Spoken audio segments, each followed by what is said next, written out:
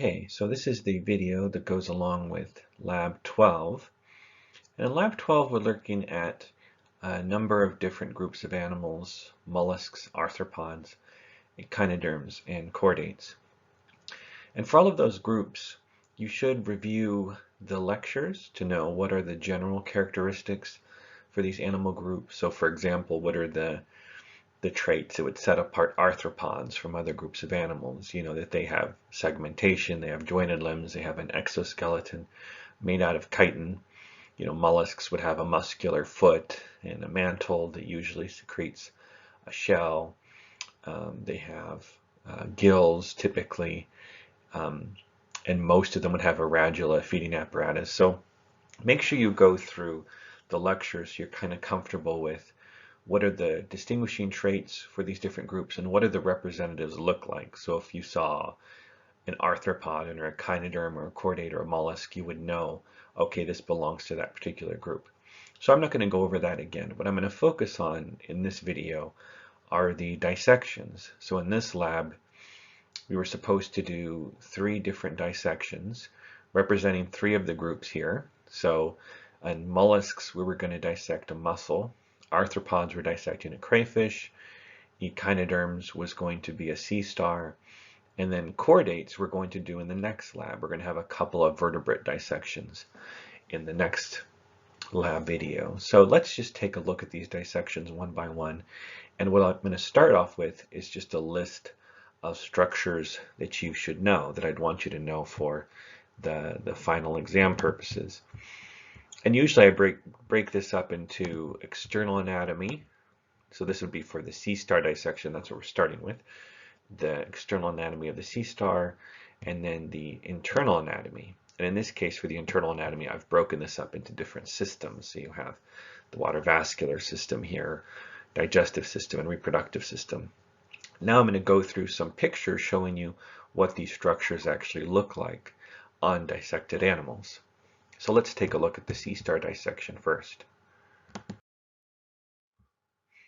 So one thing to keep in mind when you're looking at a sea star is that, as you remember from lecture, they don't have bilateral symmetry, they have radial symmetry. And the specific type of radial symmetry that they have is called pentaradial symmetry. And that means that their body parts have been multiplied 5 different times around a central axis. So you can divide their body, along 5 different planes, and you would have the same structures on both sides. That's pentaradial symmetry. Bilateral symmetry is what we would have, also what this cat here would have. And in bilateral symmetry, there's only one plane that splits the animal equally into two halves that are the same. So for us, it would be like a line, down the middle, passing through between our eyes and down our nose and so on. That's the line where you'd have the same structures pretty much on both sides. So in bilateral symmetry, there's only one plane. In radial symmetry, there's more than one. When we're talking about a bilaterally symmetrical animal, we use terms like anterior, posterior, dorsal, ventral, because there is a front and a back, But when you're talking about a radially symmetrical animal, they don't have a front and a back. They don't have a head versus tail region. So we don't usually use these terms anterior and posterior with them. But what we do use for orientation purposes on a sea star is the oral side versus the aboral side. The oral side is the bottom of the animal, where they would be typically, walking along the surface. And you can see this is the oral side shown here in these pictures. The oral side has protective spines, that are hard, and the middle of each arm would be tube feet. And the tube feet are used for locomotion, for walking, and they're also used for attaching to prey, like if they were going to try and pry a clam open. And in the middle here of the sea star, in this kind of central disc region, that's where the mouth would be. So because this is the mouth side, that's called the oral side, okay? And in this picture here, you can actually see the stomach sticking outside of the mouth, because the way that sea stars typically feed is they'll throw up one of their stomachs outside of their body, and then they'll release enzymes to liquefy the food and then bring that soup back into their body. But they're typically not chewing things, they're liquefying their food. And I showed this in lecture before, but let's again take a look at this video of tube feed in operation.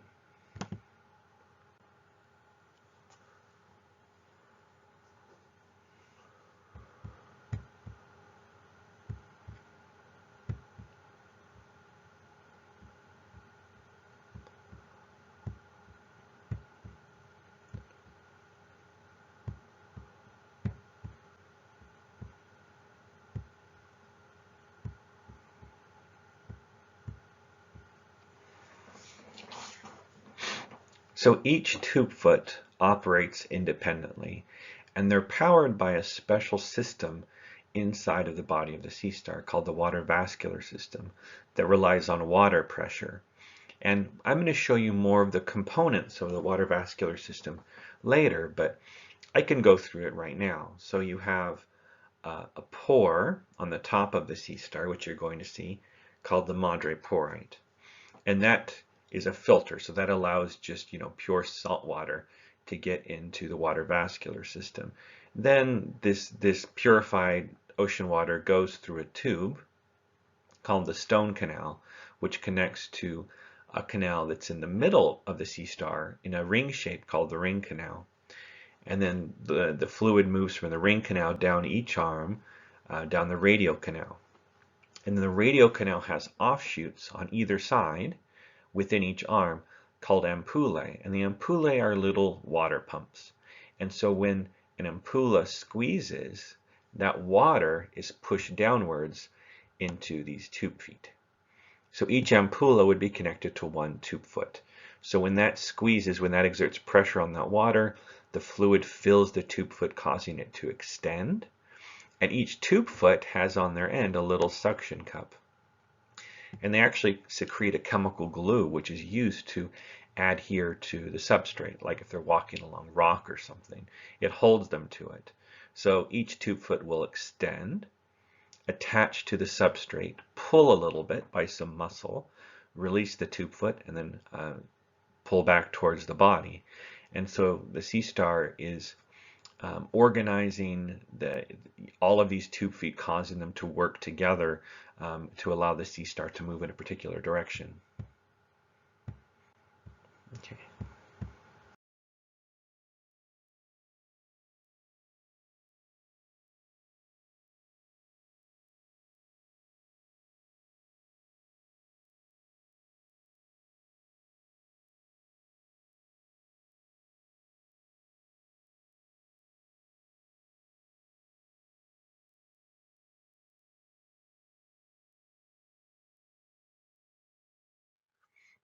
So that was the oral side. Now let's look at the opposite. So the top of the sea star is called the aboral side, and that's because it's the side that's opposite the mouth. So what do you see on the aboral side? Well, typically the top of the sea star would be covered in spines that protect the sea star from predators and so on. This is also where you would see the respiratory structures of a sea star, but those are very small and very delicate, so I'm not really showing those there. One name for them is dermal brachiae, but again, they're very delicate and they don't show up in a preserved sea star, so I'm not including it as a structure, but just so you know, they would be there. The most obvious structure besides the spines on the sea star, so in the central disk region, so again, this middle part of the sea star, you could call the central disk, and then the arms would come off of that. One feature that you would notice kind of on the edge of the central disk between two of the arms would be this little kind of hard white circle or oval. And this is the madre porite or sieve plate. This is that filter I was talking about. This is a close-up picture you can see, the madre porite, that's filtering the water that gets into the water vascular system. All right, so here's the water vascular system. We're looking at some of the first components of the water vascular system. And I went through this already, but let's take a look at the flow of water through the water vascular system. So again, you start off with water being filtered by this madreporite, okay, the sieve plate, and then after that, this filtered fluid goes down this delicate tube called the stone canal. And you can see it here in this picture in the middle. So this kind of light looking tube would be the stone canal. And it's important to know about the stone canal to kind of make sense of the water vascular system, but I don't test on it because if you're actually doing a dissection, in all likelihood you would cut through the stone canal or accidentally remove it with the stomach. So it's kind of too delicate to pin easily, so I do not test on the stone canal. But after the stone canal, the fluid would then flow into this ring canal that's in the middle of the sea star, kind of in this region referred to as the central disc. So in the real picture, the ring canal would be in this region right here, kind of going around in a circle in the middle of the sea star's body. And then after the ring canal, the fluid would go down each arm, down these tubes in the middle of the arm, referred to as the radial canal. And then the radial canals have offshoots that connect to the ampullae, the little water pumps shown here, like little bulbs. And each ampulla is connected to a tube foot.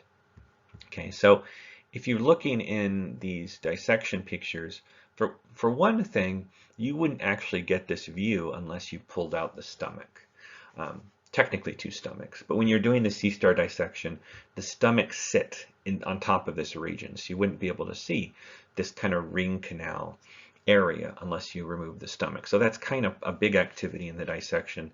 The stomach is kind of fibrous and has a difficult texture to pull out with the tweezers. So that's kind of a big part of the activity. So if you were doing a dissection and you remove the stomach, this would be kind of the view that you would get. So you can see this little circle here in the middle. That's the ring canal. But technically speaking, you're not actually seeing the ring canal. You're seeing the protection for the ring canal. In our body, hopefully you're aware of this, but the spinal cord is very soft, delicate tissue that could be easily damaged. The same with your brain. Your brain is delicate. So this tissue of the central nervous system is surrounded and protected by segmented bones, which are referred to as the vertebrae, as well as the cranium, which is basically like a swollen vertebra around the brain. So we have this hard bony protection around this important delicate tissue. Same is true for sea stars. So they surround their delicate tissue, these canals, with ossified plates, kind of like little segmented bony plates.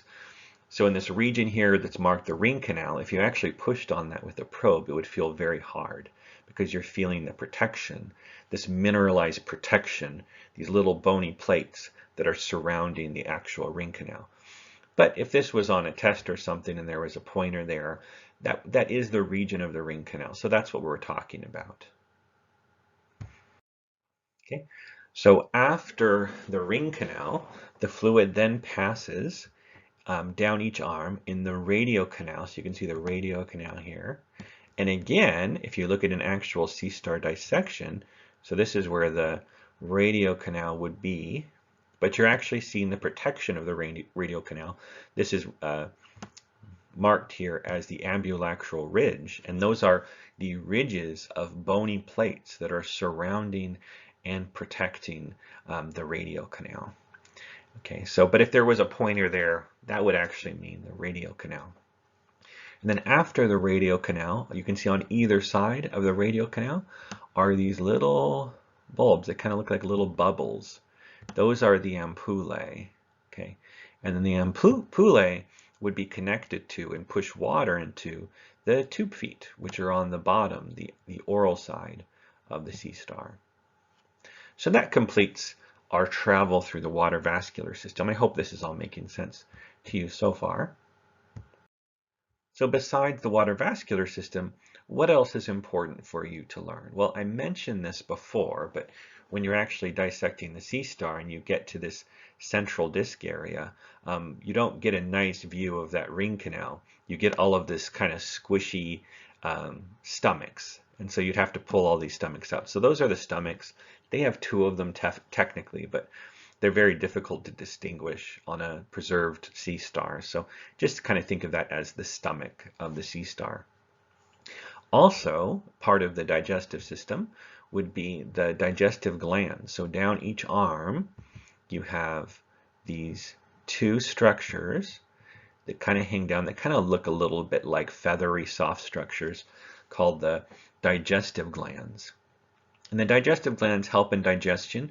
Food travels from the stomach down these digestive glands where there's a lot of surface area and they're exposed to enzymes to further break down and absorb the food.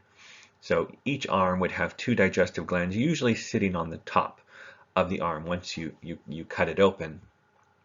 If you remove the digestive glands, so in this picture here, digestive glands have been removed, underneath the digestive glands will be the gonads. Sometimes they're very large, like in this picture here, they have very large gonads. Sometimes they're much smaller. So in this picture here on the bottom, you just have, much smaller gonads hanging from the top, the base of the arm.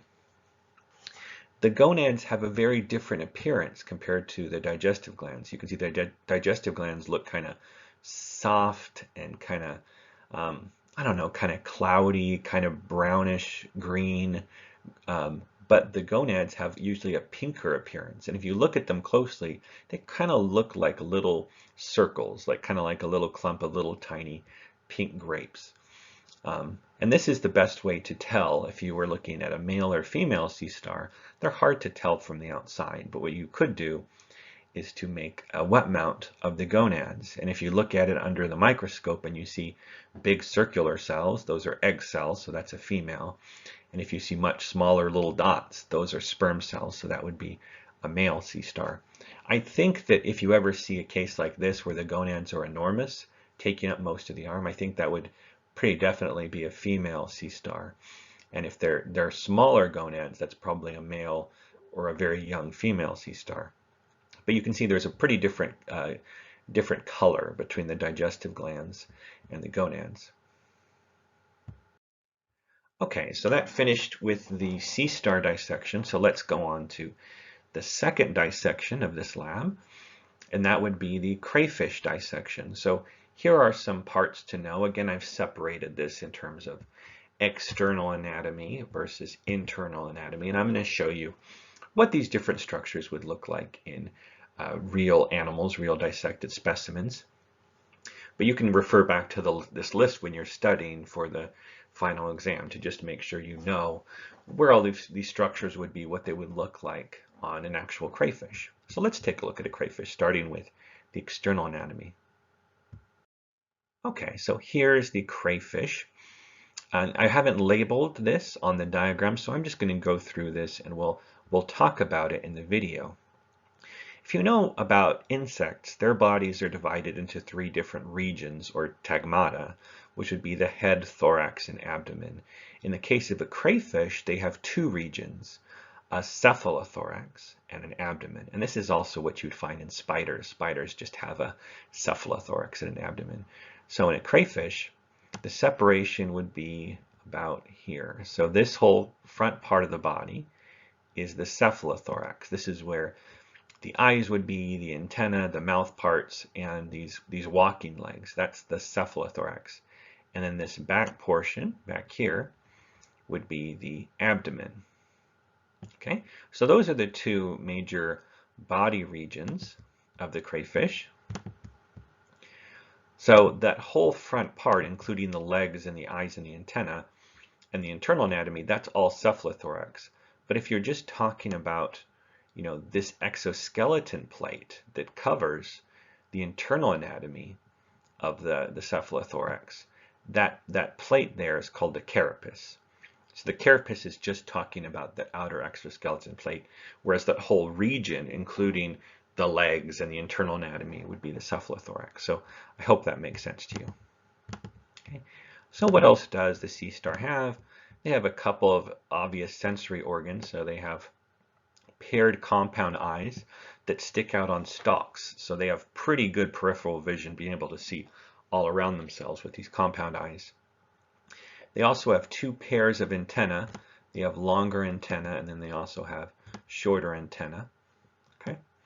They have a number of different mouth parts that you could see in the front, but we're not going to concern ourselves with those too much. You'll also see kind of like the front walking legs of the sea star are these pretty big legs that end in claws, and they use those claws for picking up food, for defending themselves against predators, for fighting with other crayfish. So that limb that ends in those claws are called chelipeds. Okay, so that's those specialized claw-bearing limbs, and then these other ones you could just refer to as walking legs.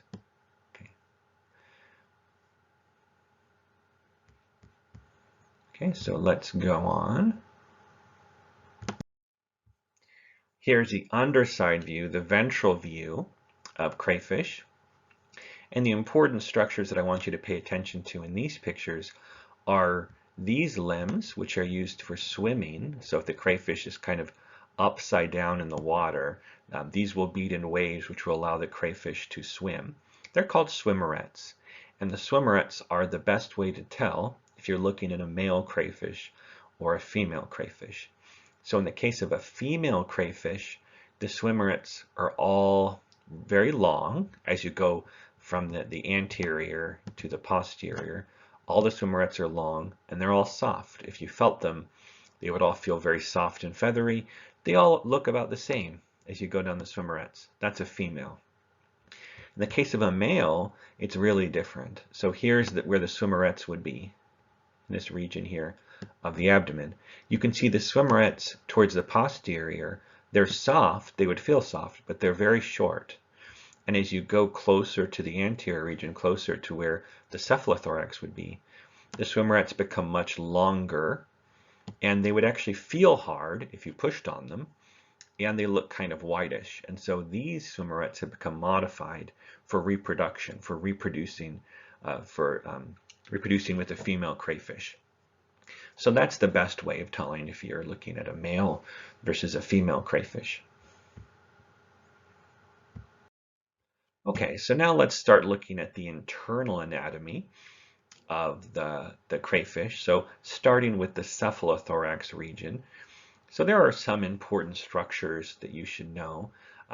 Some things that stand out to you when you're basically in the dissection, you would be cutting the exoskeleton off of the cephalothorax and pulling it away. There are these large structures that are on either side of the crayfish that kind of can stick out a little bit, as they do in this picture here. They're very soft and feathery and kind of light colored. And those are the gills of the crayfish used for breathing in the water. Another big structure that will stick out to you is the stomach. The stomach occupies a lot of this head region, and it also has kind of a line that goes down the middle of it. So there's kind of a front part of the stomach versus a back end to the stomach. The heart, you don't have to know for the exam. It's kind of sometimes difficult to see. Behind the stomach, you'll see these kind of creamy looking structures. Those are digestive glands. Those help with digestion. Another kind of fun activity to do in the dissection is if you're going to remove the stomach in the dissection, so you just kind of grab it with tweezers and yank it out. But if you actually cut the stomach open and look inside the stomach is full of gastric teeth, which feel hard and sharp. So they line the inside of the stomach, and they're used to kind of tear open and crush the food as it churns inside the stomach. So it has these teeth inside the stomach itself. Okay, so the next step in the dissection would be to grab onto the stomach, like I mentioned before, and to yank it out. So this is the view you would have if you remove the stomach from the head region of the crayfish. So a couple things.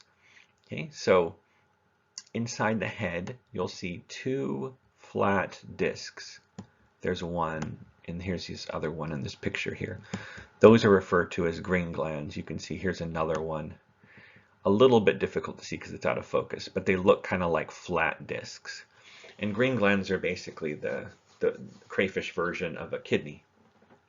So those are the green glands. In between the green glands is something that's kind of interesting. So you'll see these two kind of look like little strings, and those are nerve cords. So what happens with their nervous system is they start off with one nerve cord, but then it splits. It splits in order for it to go around the esophagus, because the esophagus is kind of blocking the way. That's the esophagus right there. Once it passes over past the esophagus, the nerve cords fuse together into a single cord. Where the nerve cords come together in the front, so where the nerve cords actually meet each other, the arrow here is a little bit off. It's actually a bit higher, but that's the brain tissue there, where the two nerve cords come together.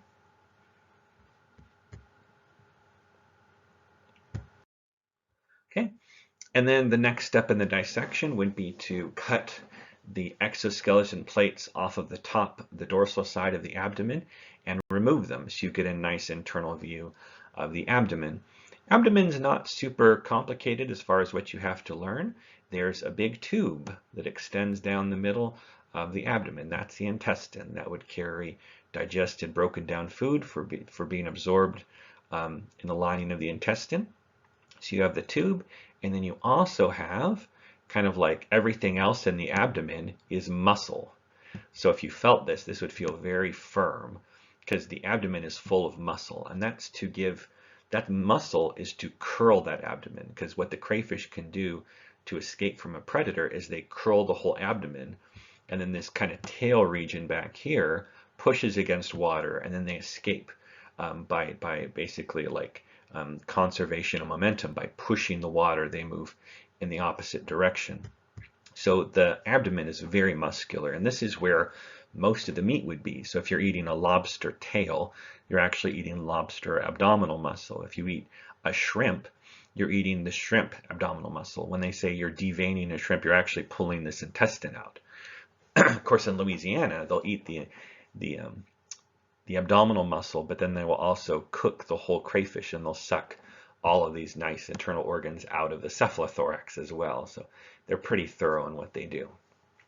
But this is all the abdominal muscle here, which you would see, which occupies most of the inside of the abdomen. All right, so this brings us to our last dissection of this lab, which is a mussel, which would be a bivalve, a mollusk. So not a lot of structures you have to learn for this dissection. External anatomy is just them having two shells as bivalves. For internal anatomy, we have the mantle, foot, gills, labial, palps, and then the byssus. So for external anatomy, if you looked at the mussel externally, they have two shells attached to each other at a hinge so that they can open and close those shells. So here are some pictures. These would be living mussels as they would look in the actual ocean. These are mussels kind of exposed in a tide pool type area, but you can see the two shells of each mussel. So here are most of the important structures you would see in the mussel dissection, and I believe these pictures are actually taken from freshwater mussels, which don't have the byssus, which I'll show you in the next picture. The foot also looks a little bit different in the marine versus freshwater mussels, but let's take a look at what we see here.